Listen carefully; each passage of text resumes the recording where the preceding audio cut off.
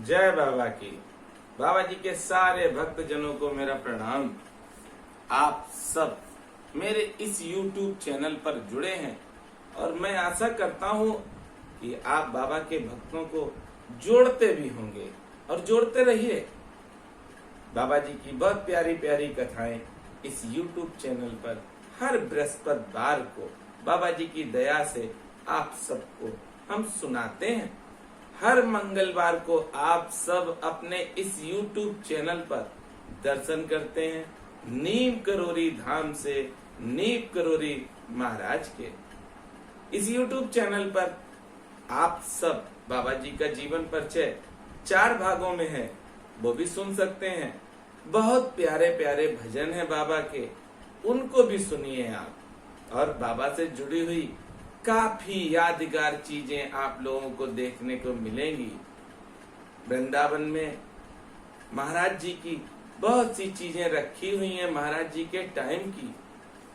एक वीडियो मैंने बनाया है, बहुत से भक्तों ने कहा था मुझसे, ज्यादा मैं कुछ जानता नहीं हूँ, क्योंकि बाबा जी कहते हैं हरि अनंत हरि कथा अनंता, कहाई सुनही बहुविध सब संता। मैं अपनी बुद्धि से कुछ नहीं करता हूँ, न मेरे पास इतनी बुद्धि है। ये जो कुछ भी हो रहा है, जो कुछ भी आप देख रहे हैं, बाबा जी की दया और कृपा से हम कर पा रहे हैं। आप सबका सहयोग हमको मिलता रहे, मैं यही चाहता हूं कि आपका आशीर्वाद मिले। बाबा जी की दया से मैं आपको बहुत प्यारी प्यारी कथाएं और सुनाता रहूंगा। आप सब सुनते रहें, भजन भी सुने आप सब। चलिए आज की कथा की तरफ हम चलते हैं।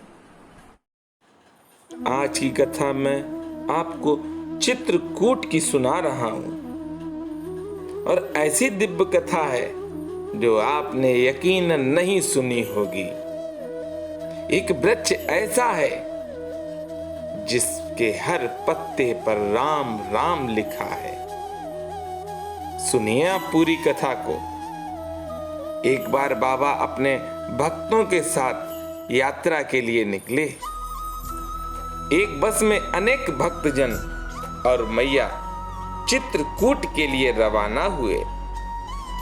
दिन ही दिन में लोग चित्रकूट, हनुमान धारा, अनसुईया स्फटिक शिला आदि स्थानों के दर्शन कर इलाहाबाद को लौटे। बाबा जी की दया और कृपा से मैं भी चित्रकूट 2 बार गया हूं। हनुमान धारा का जल भी ग्रहण किया है। चलिए कथा की तरफ चलते हैं। कामता नाथ में बाबा ने सब लोगों को रामकुलु वृक्ष के दर्शन करने के लिए भेजा और आप यथा स्थान बैठे रहे। बाबा साथ में नहीं गए। उन्होंने भक्तों से कहा कि जाओ उस वृक्ष के दर्शन करके आओ। इन वृक्षों की हर शाखा और पत्ते में सभी लोगों को राम नाम अंकित दिखाई दिया और वे इस दृश्य से चकित रह गए। चकित रहना भी था, ये तो बड़ा असंभव है, कैसे राम नाम आया। लेकिन मेरे महाराज जी तो कुछ भी कर सकते हैं, और क्यों किया ये भी आपको बाद में पता चलेगा जब कथा पूरी होगी। जब लौटकर लोगों ने बाबा से अपना आश्चर्य व्यक्त किया, सारे भक्त बाबा के पास गए और बाबा को बताने लगे कि हम इस बात को तब सच मानेंगे। बाबा कह रहे हैं कि जब रमेश जी हमसे कहेंगे, क्योंकि रमेश जी को किसी भी चीज पर यकीन बहुत मुश्किल से होता था। सारे भक्तों ने महाराज जी की बात मानी और रमेश जी श्री मां के सुपुत्र हैं। आप स्वतः किसी बात पर यकायक विश्वास नहीं करते। आपने जाकर भक्तों के साथ उन वृक्षों का निरीक्षण किया, देखा, सारे पत्तों को देखा और भी वृक्षों को देखा, लेकिन उस वृक्ष के पास खड़े होकर उन्होंने उस वृक्ष की छाल निकाल कर भी देखी। आप ये देखकर चकित रह गए कि छाल के भीतर भी पेड़ पर राम नाम अंकित था।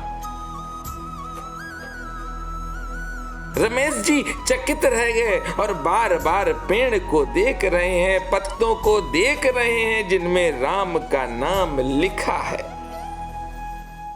सोच में पड़ गए कि ये कैसे हो सकता है, हर पत्ते पर राम नाम है।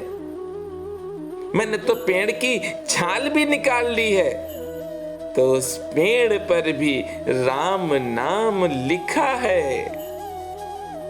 इससे आपके विचारों में मौलिक परिवर्तन आए और आपकी इस ओर आस्था बढ़ गई। रमेश जी को यकीन नहीं होता था। रमेश जी अंधविश्वासी नहीं थे।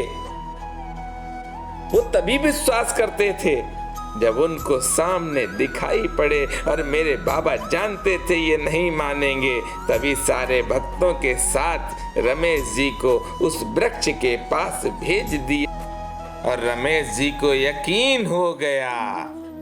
बाबा तो हर भक्त की जिज्ञासा को विस्तार रूप से लेकर उसको समझाते हैं। ऐसे ही रमेश जी को समझाया है मेरे बाबा ने कि कुछ भी हो सकता है, और मेरे बाबा ऐसे ही दया करते हैं भक्तों पर, ऐसे ही कृपा करते हैं। नीम करोरी महाराज, बोलिए नीम करोरी महाराज की जय।